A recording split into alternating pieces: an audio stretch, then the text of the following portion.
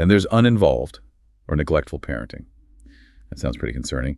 It involves negligible or very little involvement, sometimes even downright neglectful. The parents are described as undemanding and unresponsive.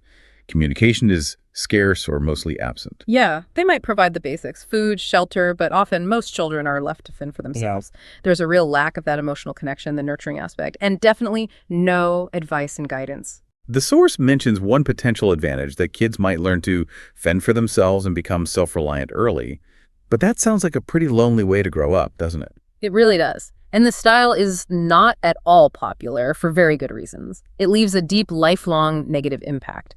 Kids often end up with low self-esteem, serious behavior problems, they struggle in school, are generally more depressed, they can be anxious, stressed, emotionally withdrawn, even afraid of depending on others later, which can, sadly, lead to early substance use.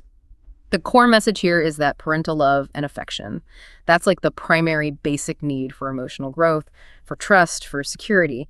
When that's missing, it almost inevitably leads to relationship difficulties down the road. Wow. So if someone recognizes this pattern, the advice is pretty direct. Change your perspective for the sake of your children. The idea is to give them everything that was missing: a stable, homely environment, emotional security, and just lots of love to combat that loneliness and hopefully build some pride later. Exactly. And that brings us to the last one. Authoritative